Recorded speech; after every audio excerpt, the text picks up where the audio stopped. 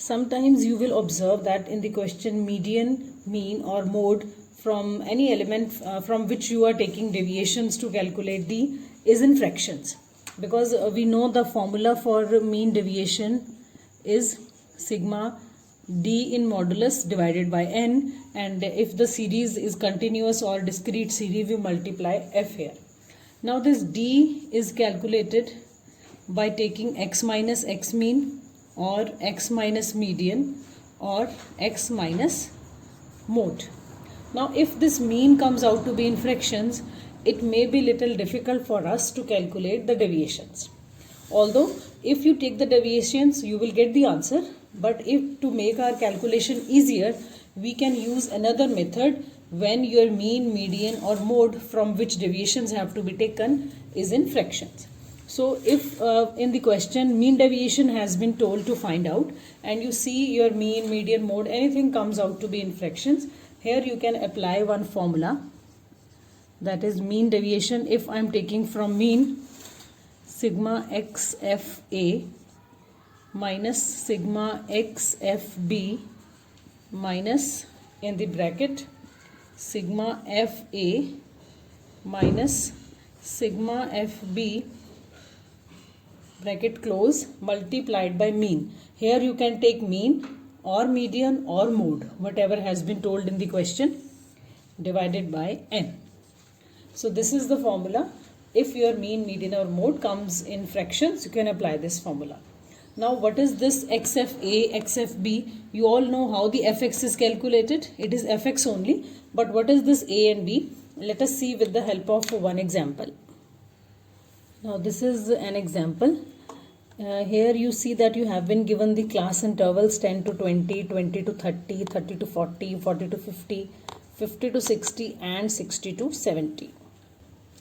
On the other side, frequency has also been given 1, 3, 5, 20, 10 and 5, and when you will this total n comes out to be 44. So n is 44. Now if in the question you have been told that you have to calculate the mean deviation. Now for the purpose of calculating the mean deviation, we know the simple formula is sigma d divided by n. So first of all let us calculate the mean. So take the mid values, that will become our x. So here mid values are 15, 25, 35, 45, 55 and 65.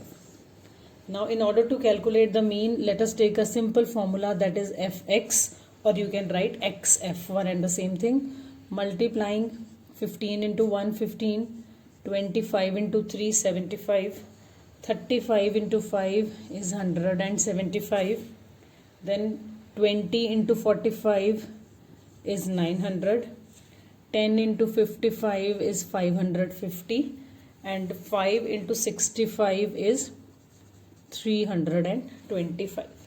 Now the total of sigma fx, it comes out to be 2040. So now to calculate the mean, we will apply formula sigma fx divided by n. Fx here is 2040, n in the question is 44. So when we will divide it, it comes out to be 46.36. So now our mean is in fractions. So it is very much clear that if we calculate this d, d's formula is x minus x mean. So we have to take x15 minus 46.36.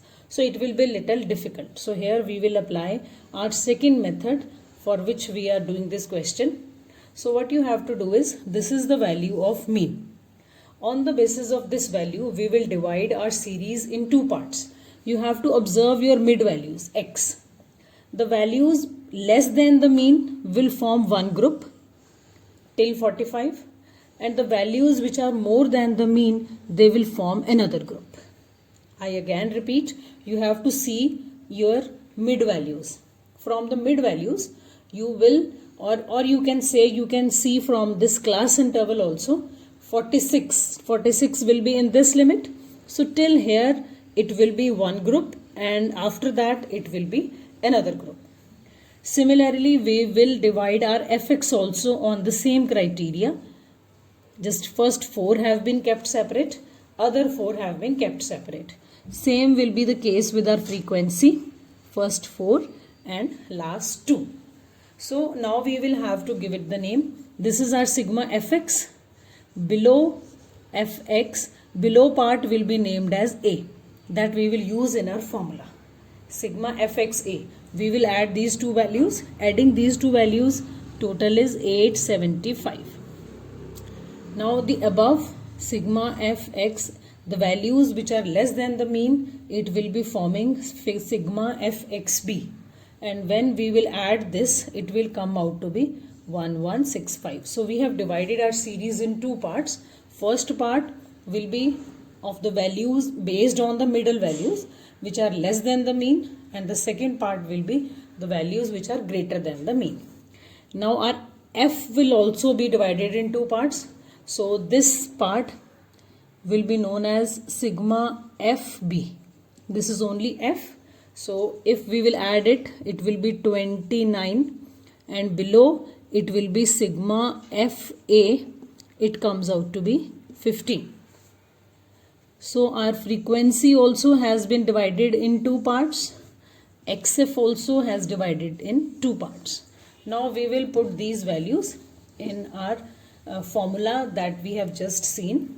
So the formula for the calculation of mean deviation, in case the mean is in fractions, the formula is sigma fx, or we can write xf also, a minus sigma fxb minus in the bracket sigma fa minus sigma fb bracket close multiplied by mean divided by n.